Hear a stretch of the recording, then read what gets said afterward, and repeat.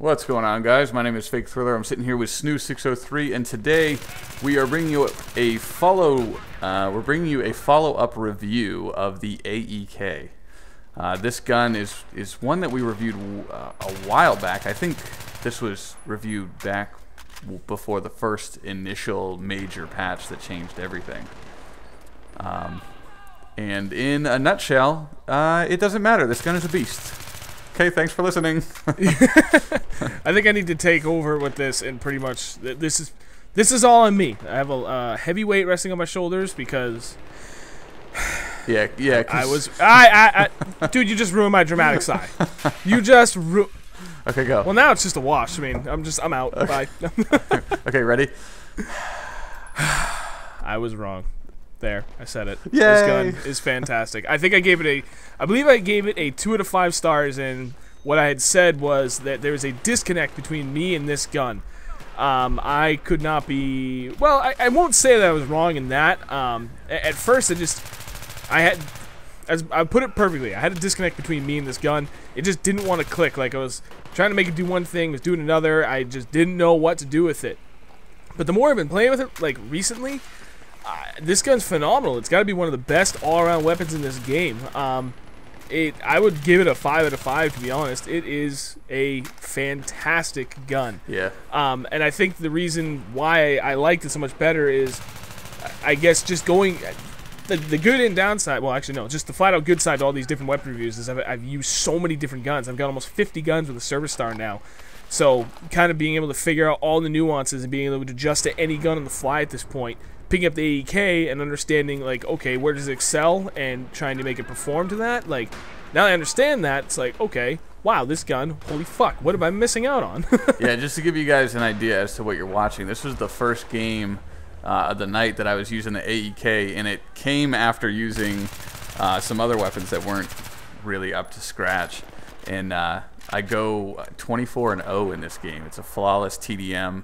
I get picked up a couple times by Snoov, I think, on the revive, and maybe someone else. But the gun, like, this was no warm-up. This was just jump in and play, and the gun just sort of carried me all the way. The only bad thing about the weapon is the reload time is a little long, and with the high fire rate, it's easy to empty your magazine and then spend just about as much time reloading as you do shooting, if not more.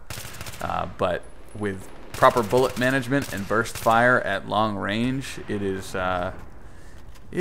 pretty much second only to the Big Daddy M16 in terms of all-around performance. And the M16 only beats it because it's got that wicked fast reload. Right, I agree with everything. That's the only thing that really bothers me with the AEK that kind of turns me off from it, is the reload animation. Like, I've got it in 2 hands here. At one hand, I'm like, that actually looks kind of cool because it's so unique and different from the rest, you know? Bump out the one mag, fucking slap it out with the other mag, and then pop it in. It's like, it's really cool, but on the other hand, I'm like, Jesus Christ, you fucking done yet? Yeah. Let's get reloaded and then get back into the game. It's like an alcoholic waiting on a fancy bartender. Yeah, exactly. Stop flipping those damn bottles and give me a drink. Plug that damn magazine in. I need to shoot people. But yeah, I mean, that's really the only bad thing I have to say about it. Yeah. Well, and that actually makes you wonder, when they made the gun, like, do you think they were like, yeah, with this gun, let's do this cool, like, reload animation? But do you think that the fact that they just decided on that particular animation sort of doomed the AEK to a long reload just because you can't do that fast, you know? You can't go through those motions, like, as fast, because I think the M16 reload, does he reach up and drop the clip, or is that the one where he just, like, shakes the gun and the clip falls out? I don't remember, but I do understand what you're saying, and one could certainly say that, like, you know, looking at it from both ways. Yeah, you could say that, like, okay, we want to have this cool, sexy animation, so unfortunately that's going to drive the reload time. On the other hand, you could say that, well, part of their balancing was this gun, to make it what we feel is balanced, let's give it, you know, X reload time. And they realize, holy shit, that's a really long reload time, and it kind of looks weird, like, I assume if it was just like a normal reload animation, it'd be like. Yeah, the guy like he pulls the magazine out and just like pulls it off screen and then has to like wait a few seconds to bring up the new magazine. You're like, what are you doing, dude? Like, can't get his keys out of his pocket. Yeah. So while I think your explanation is feasible, I think it was. The animation was a byproduct of the reload time that they had set, and they realized they had the opportunity to give it something unique, just to kind of, and further make the game a little more unique to other games. Yeah, because it is pretty cool, but it is tough to deal with as far as... Actually, this game is on Karg Island TDM, which is one of the most hectic, like, go, rapid-fire engagement maps as far as team deathmatch goes, and I was able to do it, like, handle it pretty well. But there's no denying that it is a long reload. If you're getting shot at and you gotta hit reload, you're kind of pissed off. There's nothing you would want to do less in that situation. Yeah, I agree with you there.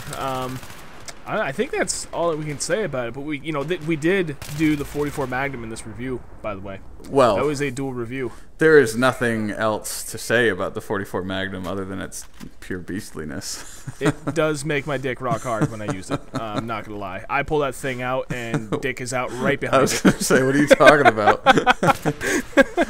Fucking 44 Mag and dick. Dude, there's some guy chasing me with a 44 Magnum and his cock flopping out. What is going on?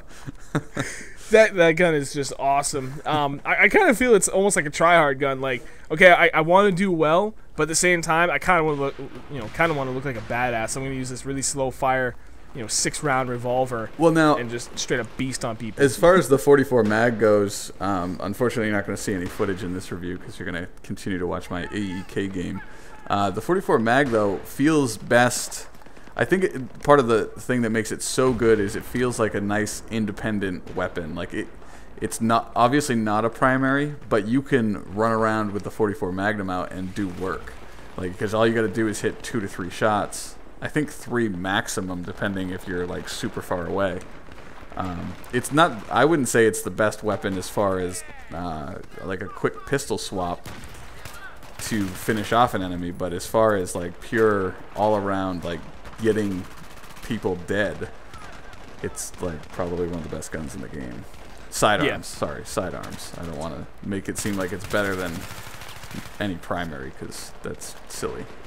Right. Well, I mean, PP-19, pretty awful. No. Hey, I can't say that. A lot of people like it, but no, you're right. I mean, and we've actually, you have a video where we did the Conquest only with the 44 mag, and I'm pretty sure you pulled MVP in that game. Yeah. And we can link that in the description. But going back to the AEK, I remember one thing that we normally do with these is come up with we sort of agree on a suggested loadout. And when we were playing tonight, did you use the foregrip or did you take it off? I don't remember. I think I still had it on. Because I still had it on, and I don't know if it's everyone's just gotten used to the foregrip and what it added, and I know it's kind of like a mystery stat that you can't really see as far as like how it degrades the weapon. But I think it's safe to say red dot sight of your choice, foregrip, and flash suppressor is pretty good. Yeah, I mean, I liked it with the heavy barrel too, and that game that you wrecked, I was running around with a laser sight, and I really enjoyed that as well. So it's kind of like the M16A3. Any attachments you throw in there, it's just like, well, this works, and well, fuck it, that works too. Right.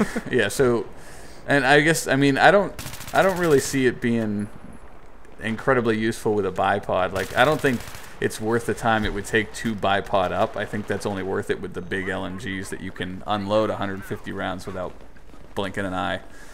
Yeah, the gun's fire rate so fast that take advantage of it. You want to move up and be aggressive with it. Yeah, you don't want to be sitting back on a wall.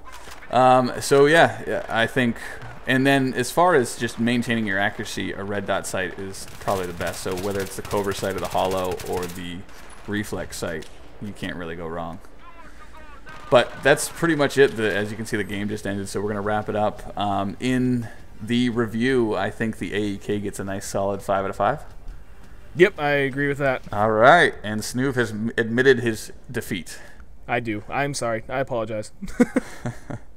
If you're looking for a little bit more Shustybang in your internet, be sure to follow us on Twitter at twitter.com/snoop603 and twitter.com/fakethriller. In addition, you can find us on Facebook at facebook.com/Shustybang. Also, be sure to follow me on Twitch TV so you can catch up with all our live streams in the future. twitch.tv/fakethriller.